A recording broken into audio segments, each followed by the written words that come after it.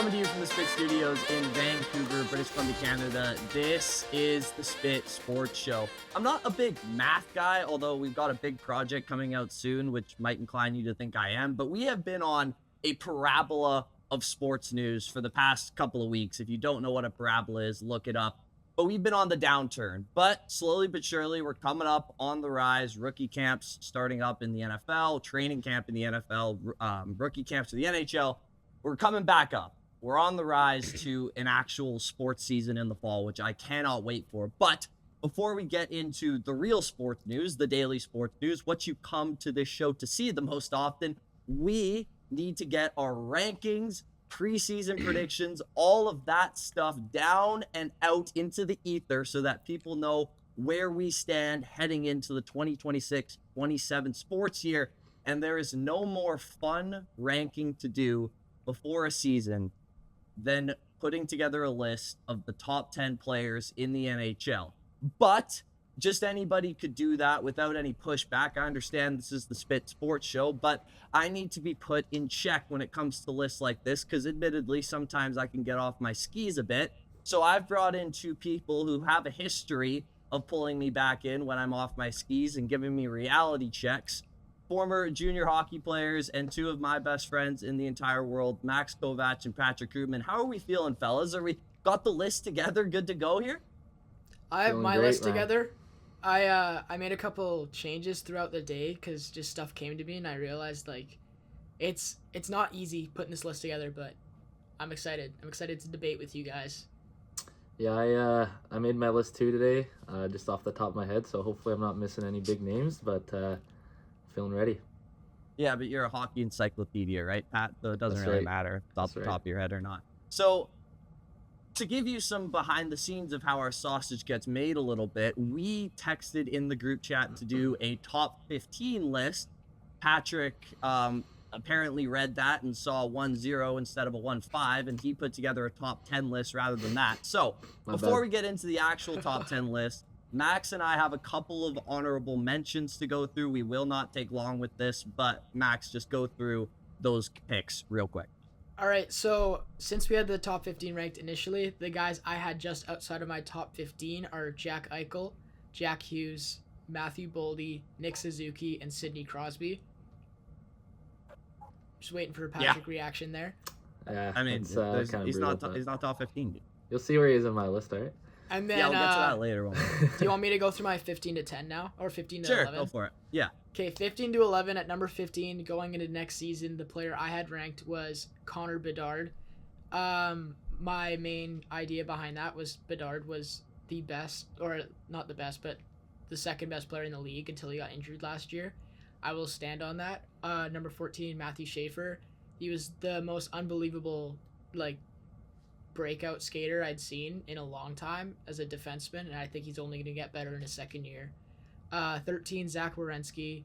I mean, Norris candidate. He was fantastic last year. Mitch Marner led the playoffs in scoring last year. He's at my 12 spot. He was fantastic. Number 11, Alex Barkov coming off of injury. It really shows that this team was not good without him. Last year, they were simply terrible. They didn't even make the playoffs. They went from a two-peat team, a team that I had predicted would three-peat, to Barkov's out, pure heart and soul guy. So yeah, that guy's at my 11, just missing out on the top 10. Yes, the legendary two-peat. Okay, quick honorable mentions for me. Eichel, Lane Hudson, Mikko Rantanen, Cole Caulfield, Connor Bedard. At 15, I had Matthew Schaefer. 14, I had Barkov. 13, Kaprizov, double ovs. Suzuki at number 12. Werenski at number 11. So that was the border. I could not believe that Werenski did not make the top 10 after the year he just had, to be totally honest with you. Whenever I watch him, it's that is the perfect defenseman, is what I think, shift to shift. But the NHL is just so deep these days. I think back in probably 2010, if you put Werenski back in that era, he's the third best player in the league. But today, man, the talent pool is just deeper than ever. So we got to get into number 10. Pat, I'll start with you. Who do you have as the 10th best player in the NHL right now? All right, well, my honorable mentions were similar to you guys. but I don't need to repeat any names. But starting off my list on number 10, you guys might hate me for this. Sid the not so kid anymore, just turned 39 years old, but I got Sidney Crosby. The thing this guy brings to a team, he's got the leadership, he's got the face-offs, the two-way game. Like I can't. I think he scored almost 40 goals this year. I can't have him off my list. I got a lot of Penguin stuff in my room, as you can see. But I couldn't have him off my list, so he's in the top 10. I guess I'll start with this. You said as your first point to like what he brings to a team, the heart and soul guy, two-way. Yeah. I mean, the Penguins got nearly swept in the first round this year, so I don't know if you can go team standings as your number one argument. And you're also two-way thing, like Nick Suzuki scored over 100 points this year, is a better two-way player than Crosby, and I have a funny feeling he's not going to show up in your top 10. Mac, any thought? I mean, it's simple math. Like, obviously, you can call everyone an ageless wonder until they're not. Like, eventually, someone's gonna get old, and Crosby, I think, is due for that eventually. His team Already happened. Well, his team, I admit, added well. He's not the best player in the world anymore. He was in his that's prime. why he's 10th. It's not the first, right? Okay, but I wanna. Okay, so are we gonna just let this happen where he's gonna surprise us with names he left off of his top 10 by not mentioning his honorable mentions? Or are we gonna hear some honorable mentions that he put behind Crosby? I'd love to hear a couple names behind Crosby that we're probably going to disagree with. I can give you my honorable mentions. I just wrote 4 names down that came on top of my head. For next season, I have Jack Eichel, Zach Werenski, Kaprizov, and Lane Hudson. I can't believe Suzuki's you have not even an Werenski. honorable mention. Well, I don't know. It just didn't come to mind. I mean, Suzuki's great and all. I mean, he had, 100 points? But there's on a fiery hot Habs team, and he might slow down this year, so we'll see. But anyways, going on to number 9. Or Really? no, We didn't even do 10. Okay, I'll just do mine quick. My number 10 is Mitch Marner. I think that goal against the Ducks by itself should be enough for a top 10 appearance. He answered all the big question marks about him this year. Really, the only but was, can he do it in the playoffs? He had one of the better playoff runs of this century. He played center half the year. He did everything for that team. I mean, yeah, top 10 player in the league for me. Underrated defensive forward as well. That guy puts his all into it. Yeah, I mean, he, for me, just missed out. Like, I saw, like, other rankings and researching, and people had Eichel ranked above him. I honestly don't know why. Mitch Marner is a guy who, like you said, the main question was him is, can this guy perform under pressure? He did it at the Olympics. He did it at the Four Nations. He was one of the best players at those two, and had 6 more points than second place in the playoffs this year. He was fantastic. So, yeah, it's worth the top 10. It's funny seeing Marner at your 10 and at my 12, and not even seeing Austin Matthews on our honorable mentions. Well, I might surprise you later. Who is your number 10? My number 10, I have Rasmus Dahlin. Rasmus Dahlin was fantastic last year in the playoffs. He's been one of the best defensemen in the league every single year. He's the perfect combination of size, skill, poise, all of that. He leads the team. Like, he was like the most consistent guy on that Sabres squad going into the playoffs. And I think he's just going to continue to get better as that team gets better. And I'm really excited to see what he could do going forward. What is your argument for him being above Werenski? I just don't see it. Consistency year after year is one thing, but I also think, like, the way that the teams are going, like, it's obviously easy to be a better player on a better team. So I think, like, he's with other really good defensemen beside you. Yeah, he's going to have more success purely because he won't have the load that Werenski has. The argument can be made that Werenski is more effective because of that, but it'll kind of be harder to see other than, like, the eye test and opinions based. But I've been a big Rasmus Dahlin guy for years, and yeah, like, he's the size there and the skill, the hands, the poise, like, everything. It's fantastic. Couldn't quite. I'll say it right now. He couldn't quite make the top 10 for me. If I was leaving Werenski out, I couldn't put Dahlin above him considering the season we had. Pat, we'll go to you for number 9, my man. All right. Okay, this is my final controversial pick. But going into next season, I think this guy's going to take a huge step again. Although he will be hurt to start the year. He just picked up another stud, or not another, I guess, his first ever real player that he could play with. I have Connor Bedard. I think after his surgery, he'll be coming in with confidence, and he'll have an actual winger that he can work the puck well with. And I think this guy, before he got hurt, his team was in a playoff spot, and he was one of the top players in the league. I think 1 and 2 is Celebrini, so I think he's going to take another step forward, and he's in my top 10. Did you play confidently after shoulder injuries? This guy's in better hands than I was. I had a few, but I'm just asking questions. To be honest, it took me a little bit, but I think he'll get it back after not too long. And also, it's a little bit different of scenarios, but he has to play against grown men every single day. That's a good kill point. him. You're playing roller hockey at no contact league. True. He was a guy. He is in good hands. He was a guy though, that I had off of my. I had him off of my top 15. I had him, and then I realized going into next year, I do have that belief in him. I see the idea of having him that high. I think having him over some more proven players is a bit iffy in my opinion, but the potential is there, and the potential for a big season next year with, like you said, his first real winger, although his first real winger is almost 40 years old, he has a winger on his line who has proven success, some creativity, knows how to go to the right spots, and doesn't just sit backdoor like Tyler Bertuzzi. Nothing against that, of course, but I can see it for sure. No, you're right. It was hard to put him over some of these names I have in my honorable mention, but I thought it's for next season, so you never know what can happen, and I think he'll take a big step. So we'll see. Yeah, if he can learn to play without the puck at all, he's going to be a big problem. Max, who is your number 9? My number 9 is Kirill Kaprizov. Kirill the Thrill. It is he is so much fun to watch, and him and Boldy combined, I had Boldy just off on my honorable mentions, and those two together in the playoffs are special. I think they can find each other anywhere. Kirill is probably a top 5 skater in the league. He is fantastic to watch. His edge work's amazing, and he makes some of the most unbelievable stretch passes, along with just controlling the ice anytime he has the puck. He's out there. I think he's going to take another big step. He was the highest paid player in the league.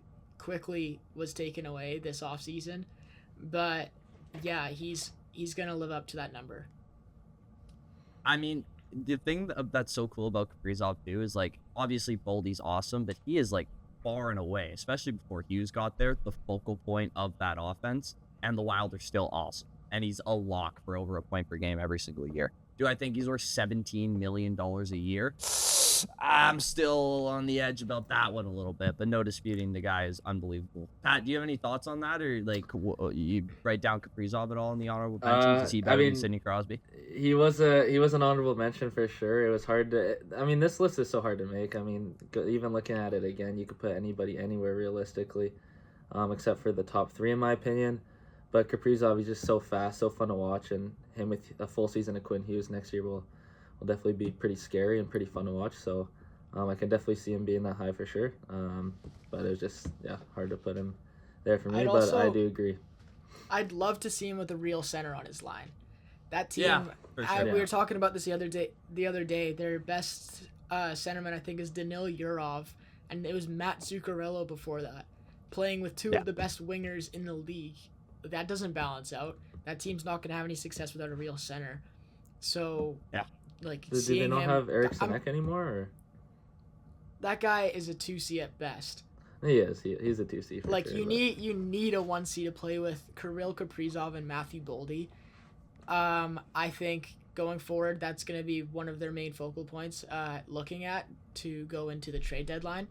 And if they can pull something off where they get a Robert Thomas, something like that, it'll be very interesting to see them. What about Dylan Larkin spit? Wasn't that your prediction? It could happen. That's a whole rant for another time and place. At number 9, this is probably my most controversial inclusion, but to be honest, I really don't think it should be. It's Austin Matthews. Oh, okay. Shut up. Yeah, I'm not like you. I Whoa. take all biases out of this. He had a down year last year. I understand that. Everybody on the Leafs did. It was a disaster through coaching, management, ownership, for God's sakes. That's a joke.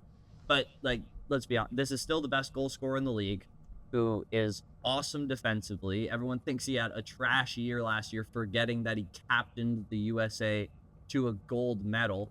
He has the most goals scored over the last 3 years, most goals scored over the last 5. Like, this guy is still one of the top players in the league, and if we're going into next year now having Gavin McKenna on his wing, we've seen what he does with Mitch Marner on a line. Like, I'm not saying Gavin McKenna is going to be that at 18, 19 years old, but the sky's the limit, and this is still one of the premier players in the NHL. Leaving him out of the top 10 just almost felt like scandalous.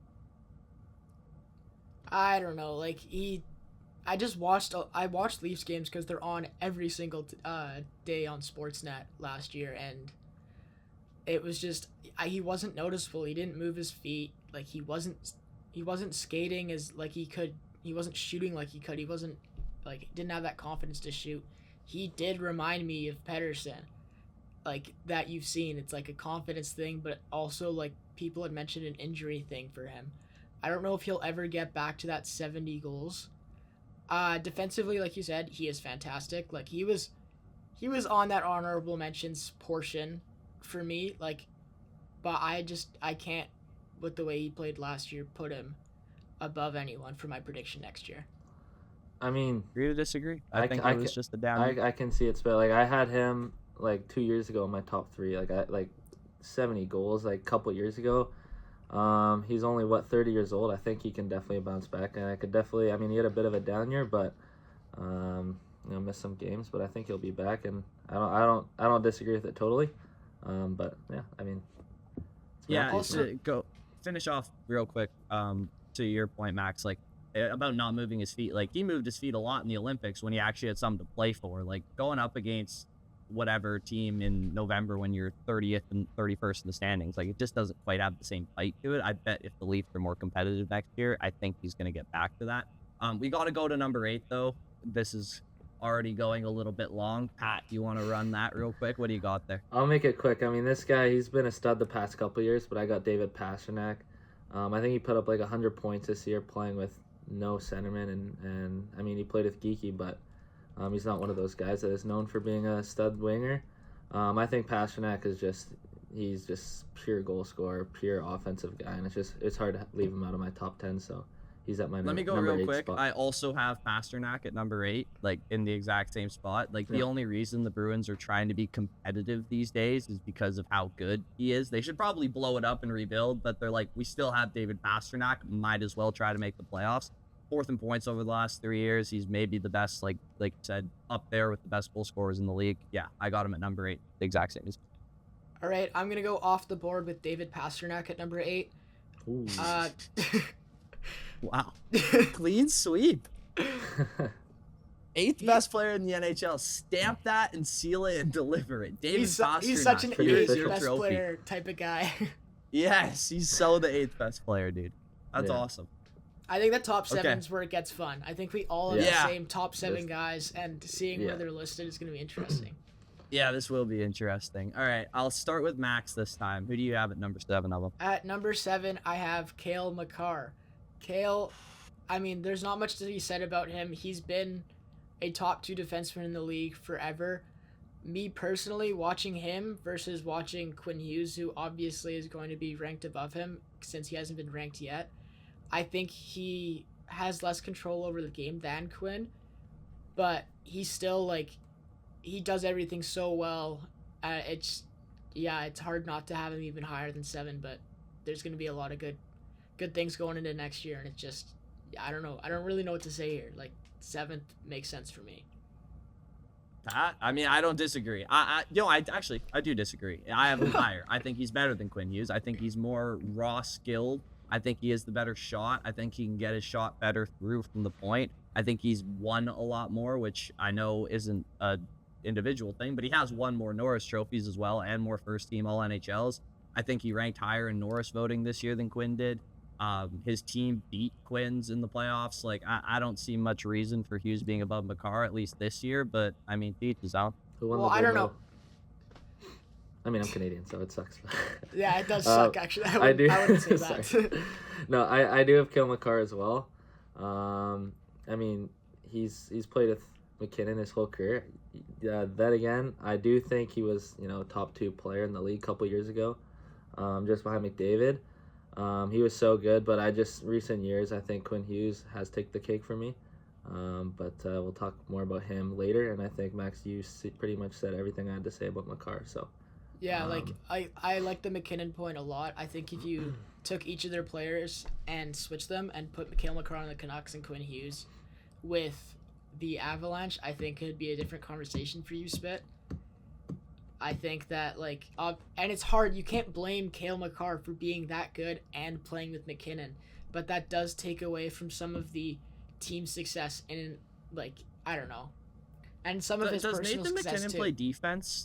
Did I miss this memo? Did he switch positions? They're not on the ice together all the time. This isn't a defensive pair that has been sheltering Cale Makar forever. This is a centerman, right?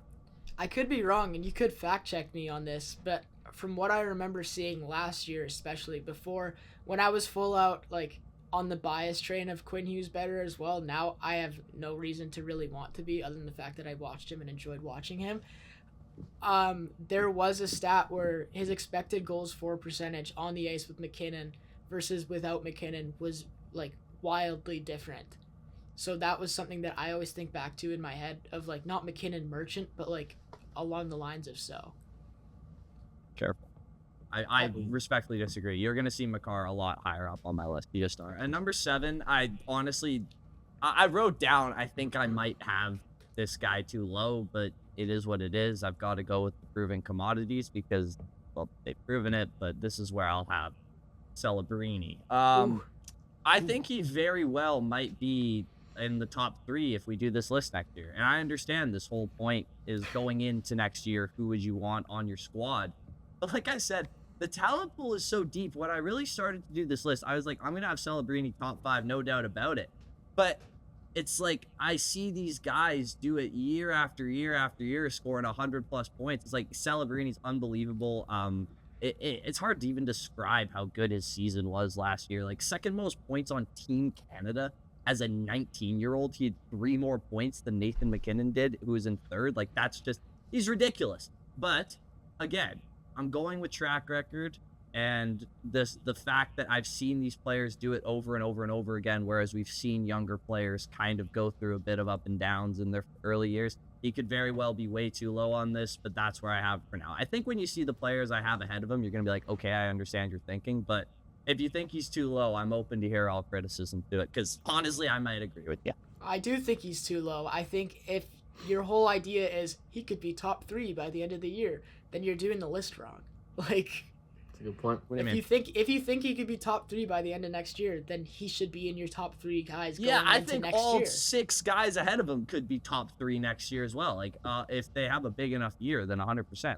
They're all in that same category. I just think at this age, more growth is even expected, which is insane to say. He outshone all expectations that I ever had for him and that I think anyone ever had for him. I thought he he was gonna be a really good, maybe 100-point scoring 2-way center when he got drafted, and he blew that out of the water. His offensive capabilities and way he sees the ice and controls the game is so much better than I thought. He dragged the Sharks from the worst team I've ever seen play hockey to almost making the playoffs. It is just impressive to see, and for that reason, have him higher. You Sam. I've got no dispute about it. Maybe he's again. Please, when we do this and report our list back, you'll see. But anyways, Pat, move on to your number 6 if you don't mind. What do you got? At my number 6, I have Cooch. Not much to be said. The guy had 130 points last year.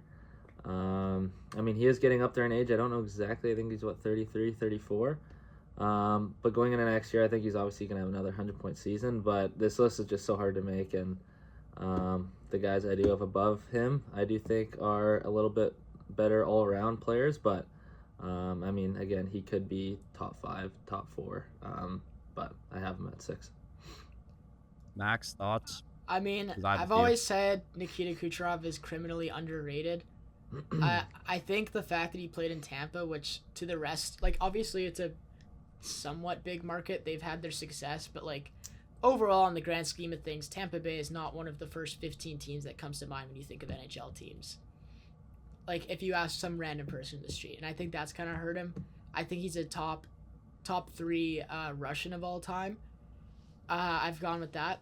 But with that being said, I do see your two-way game argument. He is not a guy that you're going to put out in the last 3 minutes of the game. If you're up by a goal and you need to block some shots, like, he could be lazy, but I think he has the best vision in the league. Like, and the best playmaker in the league. Yeah, I mean, you need two-way stuff, whatever. I hear you. But in terms of, like, overall impact on a team, Tampa was killed by the injury bug all season long, and it just didn't matter because Nikita Kucherov was that good at hockey driving offense. So I hear you. Maybe not the best all-around player per se, but in terms of all-around impact, like, this is another guy I have way higher up on the list. But I mean, you want to talk about impact, then you have Macklin Celebrini. He is top 6. I mean, the guys above him, it's hard. It's interchangeable, but I'm not saying, obviously, Kuch is, like, amazing, but it was just hard to make, put him again above certain guys, and just where I felt for next season, I had him at a nice 6, which is still respectable. It's not like you got at 6, Max. Who I have at 6, I have Quinn Hughes. Like I said, there's not, like, it's give or take between Kale and Quinn. It's really opinion based. I couldn't have them more than one guy apart because they are both that good, and they are both easily the number 1 and number 2 defenseman in the league. Quinn Hughes controls the game from the point like I've never seen. Even watching, like, a generational guy like Dupont at the Hlinka, looking at how he controls the game is so much different than Quinn. Quinn can walk the blue line and he sees the ice so incredibly well. He is the best skater in the league, like, when it comes to edge work, better than Kaprizov. And yeah, I mean, not much argument has to be made. Quinn Hughes is a good player. It's that simple. Yeah. I mean, I also have Quinn Hughes at number 6, so I guess we're bros there.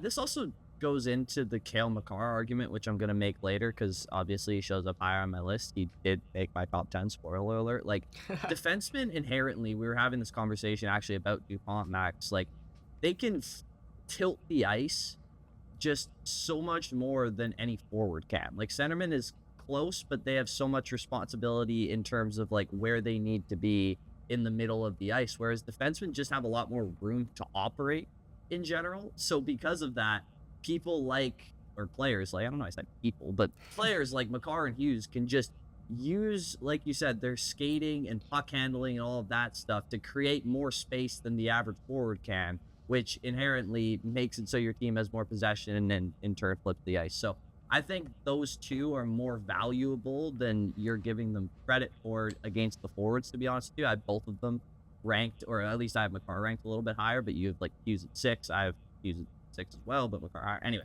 I think defensemen inherently control the games more than forwards do, which is why I value them so highly on this top 10.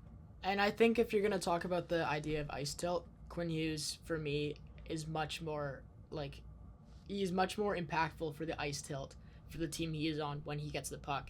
Cale Makar moves it more, and he does pass more, and I did notice that eventually, like, when the Canucks really had no one going for him, Quinn Hughes could put that team on his back and, like, make a play out of nothing, but there are sometimes plays to be made where he could have passed it a bit more, but I don't know. That's kind of why it goes, like, the ice tilt thing between Cale and Quinn. Quinn kind of does it himself. Yeah. There you go. And we now get into the extra fun portion. Top 5. What you got? Me? Yeah. All right. I got Leon Draisaitl at my number 5 spot. Again, like, it's so hard to. I mean, I think him and Kucherov are pretty interchangeable in my opinion, as well as the guy above him. But this guy, just the way he sees the ice, the way this guy can shoot. When McDavid's not there, the way he puts his team on the back and steps up to the plate. I just think this guy is a no-doubt top 5 player, and he's so clutch, and it's just hard to not have him in my top 5. So yeah, it's Leon Draisaitl. I also have Draisaitl at number 5. Sorry, I'll get to you because I hope you have someone different. But I got to piggyback off that. I mean, most goals over the last 5 years. He's the second most playoff points. I think if he wasn't on the Edmonton Oilers, McDavid would have left that team like 5 years ago. He wants to stick around because he knows how good Draisaitl is, and he knows that raises the ceiling of the team to the point where they're cup contenders pretty much every year, regardless of how dumb Stan Bowman is. So yeah, I've got him at number 5 as well. At my number 5, I have Nikita Kucherov. I mean, we've already kind of talked about, he's one of the guys on this list that I would compare more to almost a D-man in ice tilt when he has the puck.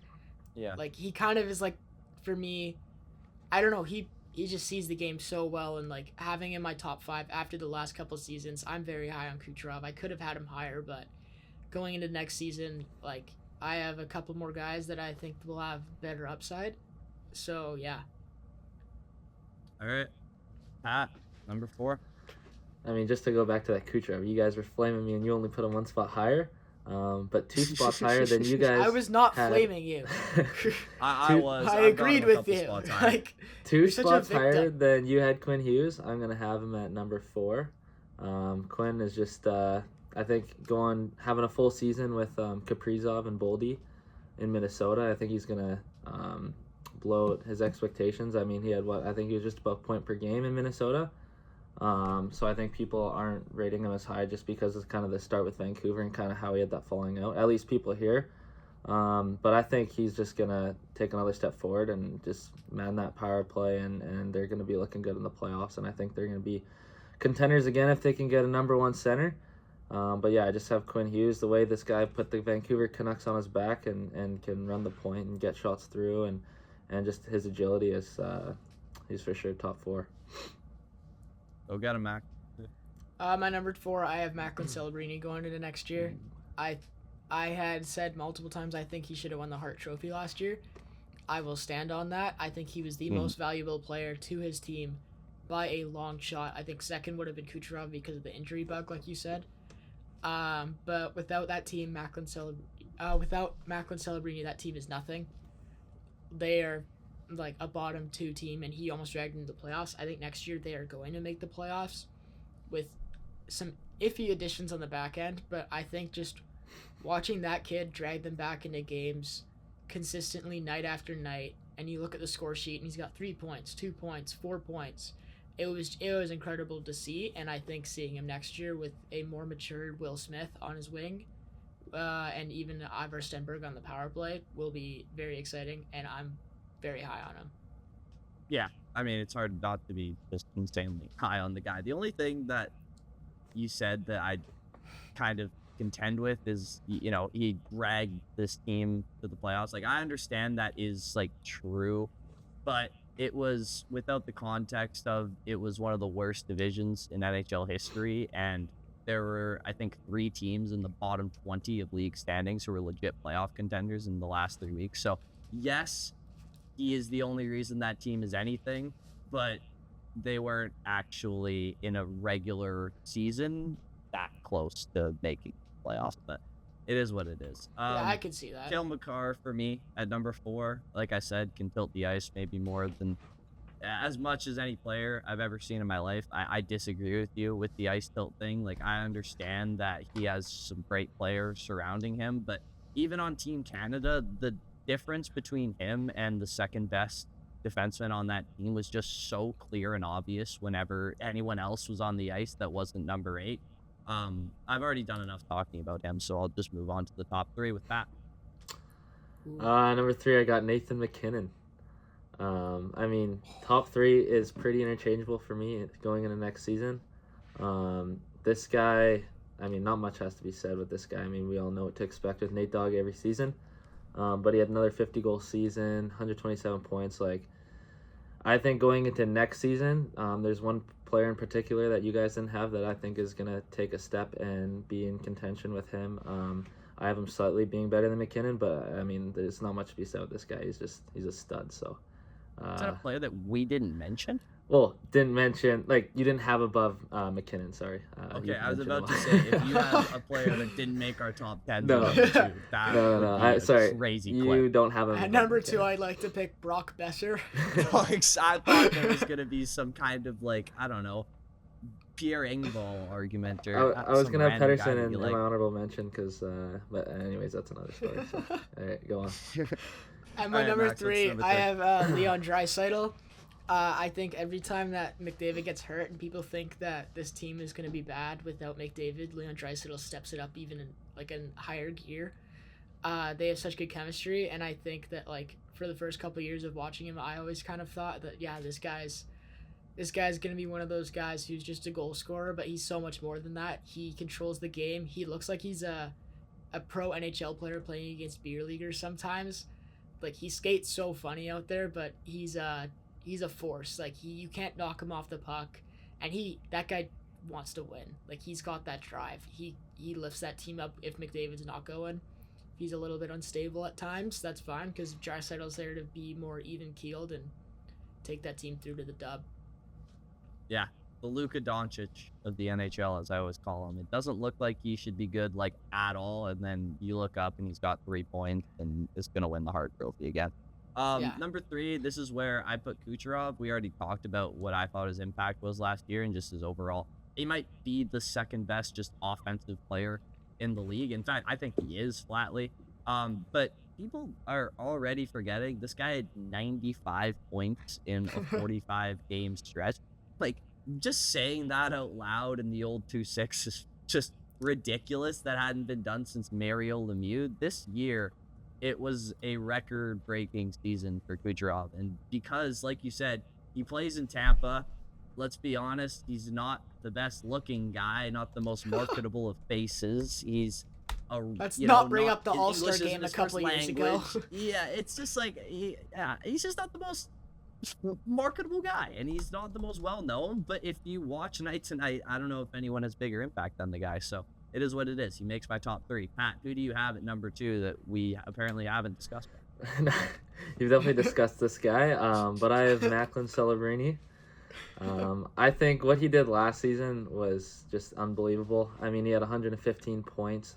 He had almost double what the guy below him had.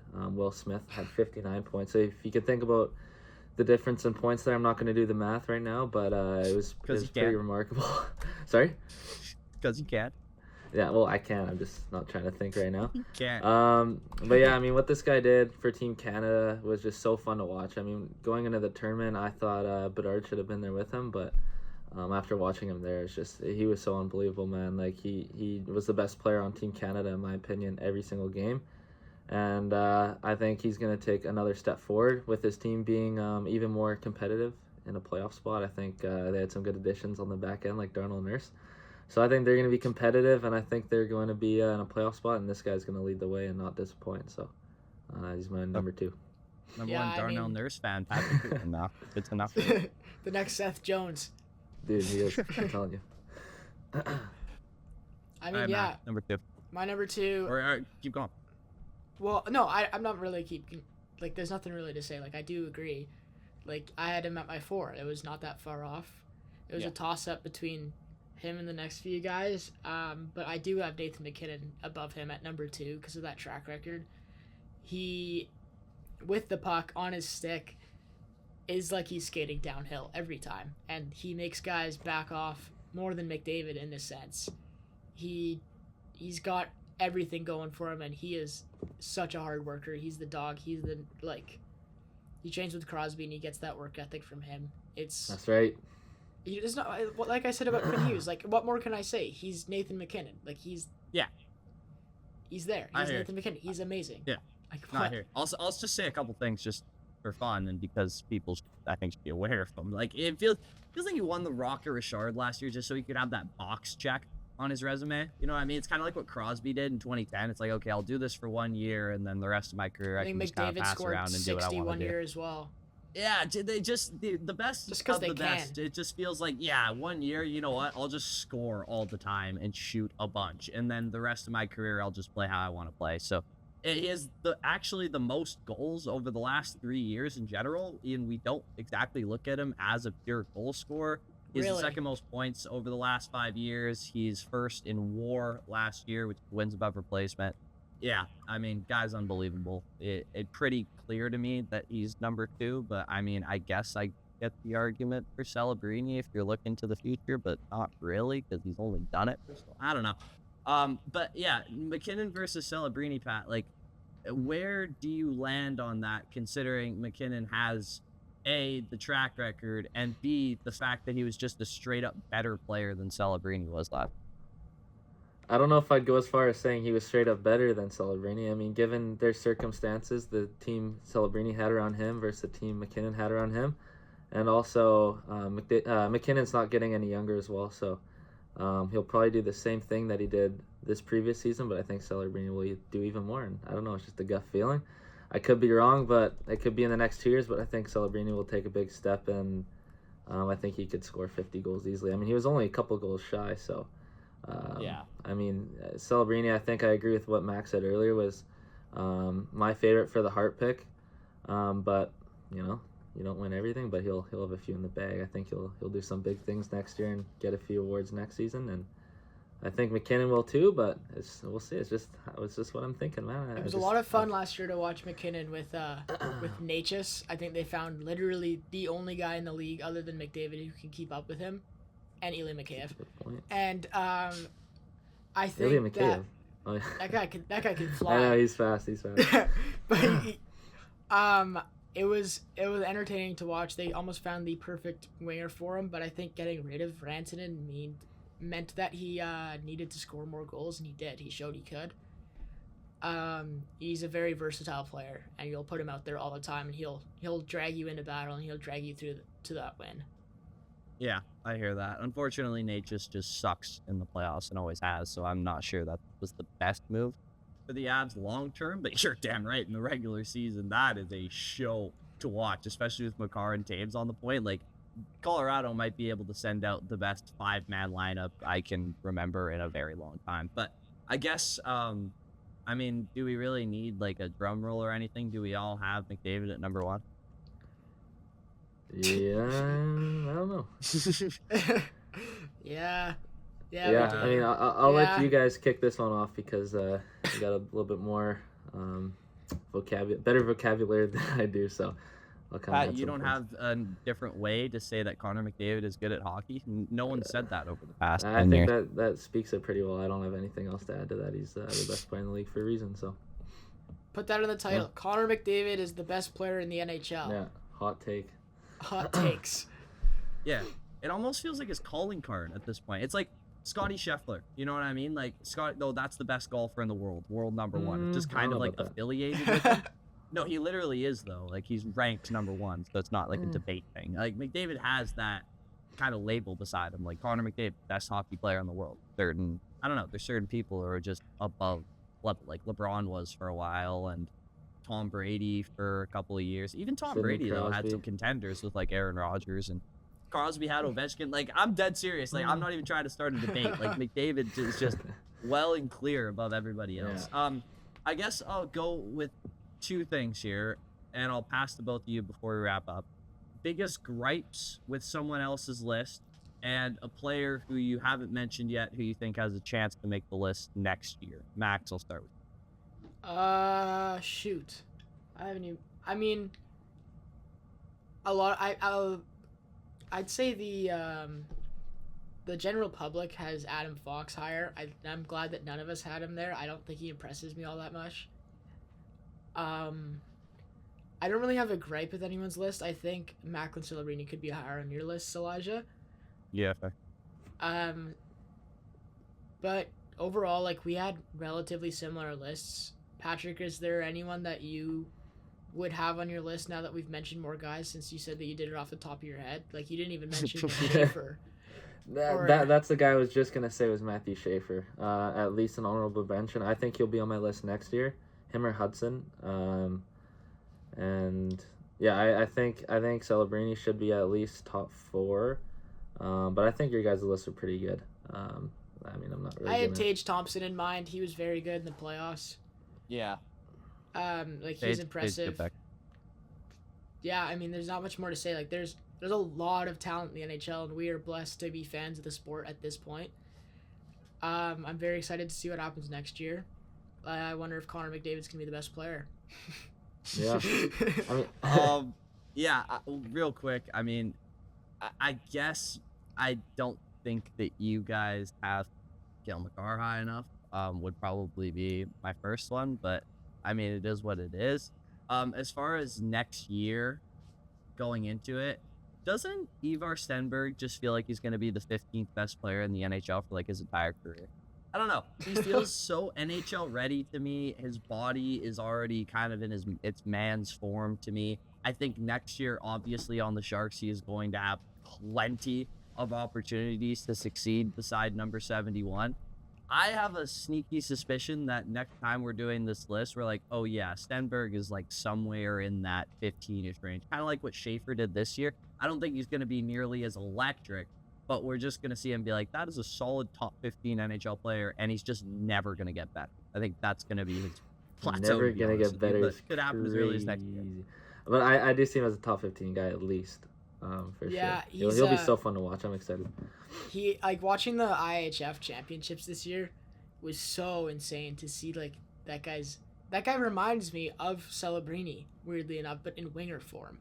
Like nothing they do blows you away entirely, like skill wise. Like Bedard has his shot going into that year, and McKenna has his hands, and Macklin. I think the reason that I didn't have him being as good as he is now was because he didn't have that one trait. But when you take a step back, they do everything so well, and I think Stenberg's that same type of player.